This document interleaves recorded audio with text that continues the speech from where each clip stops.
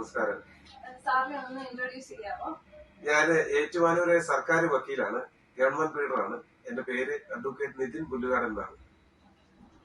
സാറിനോട് ആദ്യത്തെ ക്വസ്റ്റ്യൻ ആണ്, എന്താണ് പോക്സോ നിയമം? എന്നാണ് ഈ നിയമം നിലവിൽ വന്നത്?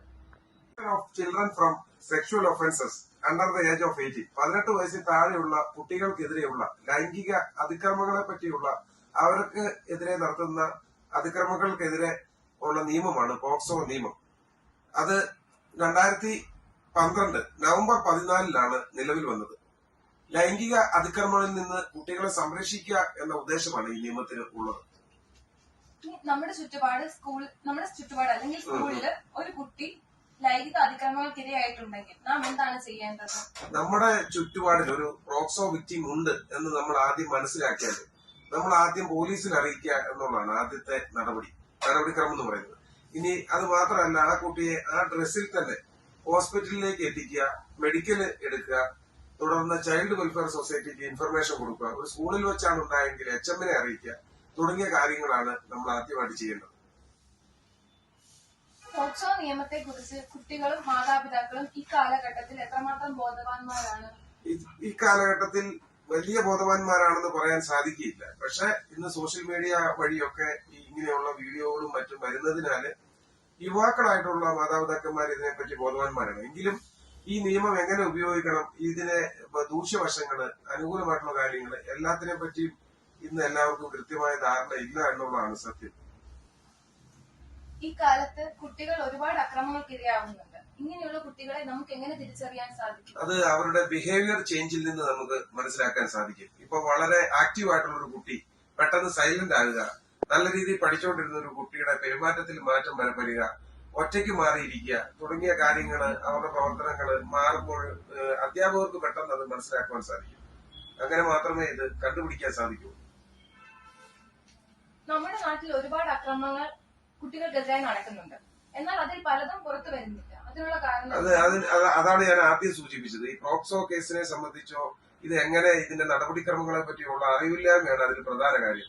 ഒരു കാരണവശാലും ഇതിൽ ഉൾപ്പെടുന്ന വിക്ടിമിനെ പറ്റി പുറത്ത് ഒരു കാരണവശാലും അറിയത്തില്ല. നമ്മുടെ കുട്ടിയുടെ ഭാവിയെ ബാധിക്കുമോ, കുട്ടികൾക്ക് മറ്റെന്തെങ്കിലും ബുദ്ധിമുട്ടുകൾ ഉണ്ടാവുമോ എന്ന് പേടിച്ച് പലരും കേസുകൾ കൊടുക്കാതിരിക്കുന്ന ഒരു സാഹചര്യം ഇന്ന് നിലനിൽക്കുന്നുണ്ട്.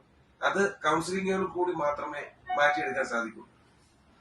ഈ കാലഘട്ടത്തിൽ കുട്ടികൾക്കെതിരായ ലൈംഗിക അക്രമങ്ങൾ കൂടുന്നതിനുള്ള കാരണം എന്താണ്? അത് പീഡോഫീലിയ എന്ന് പറഞ്ഞ ഒരു രോഗ അവസ്ഥയുണ്ട്. Sexual desire in an adult for a child എന്നാണ് അതിന് പറയുക. അങ്ങനെയുള്ള അസുഖമുള്ളവരാണ് കൂടുതലായിട്ട് കുട്ടികളെ ആക്രമിക്കുക. പിന്നെ മറ്റൊരു കാര്യം, കുട്ടികളെ ചൂഷണം ചെയ്യാൻ വളരെ എളുപ്പമാണെന്നൊരു ചിന്താഗതിയുണ്ട്. അവര് പുറത്ത് പറയുന്നില്ല എങ്കിൽ ഇത് വെളിയിൽ അറിയുകയില്ല, അവരെ ആകർഷിക്കാൻ എളുപ്പമാണെന്നൊക്കെ ഉള്ള ഒരു തോന്നല് പലർക്കും. പിന്നെ മദ്യം, മയക്കുമരുന്നിന്റെ ഉപയോഗം, ഇങ്ങനെയൊക്കെയുള്ള സാഹചര്യങ്ങൾ ഇതിലേക്ക് നയിക്കുന്നുണ്ട്. സ്കൂളിൽ പോക്സോ നിയമത്തെ കുറിച്ചോ സെക്സ് എഡ്യൂക്കേഷനെ പറ്റിയോ ബോധവൽക്കരണ ക്ലാസ് സംഘടിപ്പിക്കുന്നതിന്റെ ആവശ്യകത അത് വളരെ കമ്പൽസറി ആയിട്ട് ചെയ്യേണ്ടതാണ്. ഒരു ഹൈസ്കൂളിൽ പഠിക്കുന്ന ഒരു കുട്ടിയെ സംബന്ധിച്ച് ബാഡ് ടച്ച്, ഗുഡ് ടച്ച് എന്ന് പറയും. നമ്മളെ ഒരാൾ സ്പർശിക്കുന്നത് നല്ല രീതിയിലാണോ ചീത്ത രീതിയിലാണോ എന്ന് മനസ്സിലാക്കുക, ഇങ്ങനെയുള്ള കാര്യങ്ങളെ പറ്റി അറിവുണ്ടാകുക എന്നത് അവരുടെ മുന്നോട്ടുള്ള ജീവിതത്തിൽ വളരെ ആവശ്യകരമായിട്ടുള്ള കാര്യമാണ്. പോക്സോ നിയമത്തിൽ കുറ്റവാളിയായി കണ്ടെത്തുന്നവർക്ക് ഏത് തരത്തിലുള്ള ശിക്ഷാ നടപടികളാണ് നൽകുന്നത്? അത് ആ കേസിന്റെ ഗ്രാവിറ്റി അനുസരിച്ചാണ് ഒരു കോടതി ശിക്ഷ തീരുമാനിക്കുന്നത്. അതായത് മിനിമം 7 കൊല്ലം മുതൽ ലൈഫ് ഇംപ്രസ്മെന്റ്, അതായത് ജീവപര്യന്തം, മിനിമം 20 വർഷത്തിൽ കുറയാത്ത ശിക്ഷ എന്നിങ്ങനെ വരും. അത് കേസിന്റെ സ്വഭാവം അനുസരിച്ചായിരിക്കും. 16 വയസ്സിൽ താഴെയുള്ള കുട്ടികളെ ഉപദ്രവിച്ചാൽ 20 വർഷം മിനിമം ഉണ്ടാവും. കേസിന്റെ സാഹചര്യം, സ്വഭാവം, മറ്റു വിചാരണ ഇതിനെയെല്ലാം മുൻനിർത്തി ജഡ്ജിയാണ് തീരുമാനിക്കുന്നത്. എന്നിരുന്നാലും 7 കൊല്ലത്തിൽ കുറയാത്ത ശിക്ഷ ഉണ്ടാവും എന്നുള്ള കാര്യത്തിൽ സംശയമില്ല.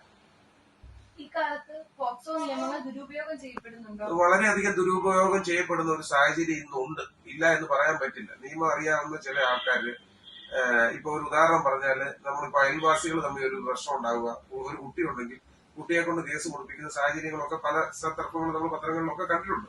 അതിന്റെയൊക്കെ സാഹചര്യം എന്താ വെച്ചാൽ, പോക്സോ കേസിൽ ഒരു FIR ഇട്ടാല് അയാളെ ഉറപ്പായിട്ടും ജാമ്യം എടുക്കേണ്ട സാഹചര്യം വരും, അറസ്റ്റ് ചെയ്യേണ്ടി വരും. അങ്ങനെയൊക്കെ ഉണ്ടാകാറുണ്ട്, സമൂഹത്തിൽ ഉണ്ടാകുന്ന കാര്യങ്ങളാണ്. പോക്സോ അതിക്രമങ്ങൾക്കിരയാകുന്ന കുട്ടികൾക്ക് ഏതൊക്കെ തരത്തിലുള്ള സംരക്ഷണ നടപടികളാണ് നൽകാറുള്ളത്? അവർക്ക് ബേസിക്കലി വേണ്ടത് ഒരു കൗൺസിലിംഗ് ആണ് ആദ്യമായിട്ട് വേണ്ടത്. അതുപോലൊപ്പം ഒരു പെൺകുട്ടിയാണെങ്കിൽ അതിന്റെ ഒരു ലേഡി ഡോക്ടർ വേണം എക്സാമിൻ ചെയ്യാനായിട്ട്, മെഡിക്കൽ എടുക്കുവാനായിട്ട്. അതോടൊപ്പം ഒരു SI റാങ്കിൽ കുറയാത്ത ഒരു പോലീസ് ഉദ്യോഗസ്ഥൻ വേണം മൊഴി എടുക്കാനായിട്ട്. ആ മൊഴി എടുക്കുന്നത് യൂണിഫോമിലായിരിക്കരുതെന്ന് പ്രത്യേകം പറയുന്നുണ്ട്. പിന്നെ അവരുടെ മാനസികാവസ്ഥയും കൂടെ കണക്കിലെടുത്തുകൊണ്ട് അവർക്ക് താല്പര്യമുള്ള ഒരാളെ കൂടെ കൂട്ടിയിരുത്തിയെടുക്കാം. അവർക്ക് താല്പര്യമുള്ള സ്ഥലങ്ങളിൽ ഇരുന്ന് നമുക്ക് ചോദ്യങ്ങൾ ചോദിച്ച് മനസ്സിലാക്കാം. അങ്ങനെ പിന്നെ ചൈൽഡ് വെൽഫെയർ സൊസൈറ്റി വഴി ഇപ്പം മാതാപിതാക്കളിൽ നിന്നാണ് ഇങ്ങനെയുള്ള ആക്രമണങ്ങൾ ഉണ്ടാകുന്നതെങ്കിൽ അവരെ താമസിപ്പിക്കാനും സർക്കാർ അങ്ങനെയുള്ള കാര്യങ്ങളൊക്കെ ഉണ്ട്. ഇങ്ങനെയുള്ള രീതിയിലുള്ള പ്രധാനമായിട്ട് അവർക്ക് വേണ്ടത് കൗൺസിലിംഗ്, അവരെ തിരിച്ച് ജീവിതത്തിലേക്ക് കൊണ്ടുവരാനുള്ള, സാധാരണ ജീവിതത്തിലേക്ക് കൊണ്ടുവരാനുള്ള പ്രവർത്തനങ്ങളാണ് മുന്നോട്ട് വേണ്ടത്. അപ്പൊ പോക്സോ നിയമത്തെ കുറിച്ച് നമുക്ക് വേണ്ടി ഇത്രയും കാര്യം പറഞ്ഞു തന്ന സാറിന് നന്ദി. Okay, thank you.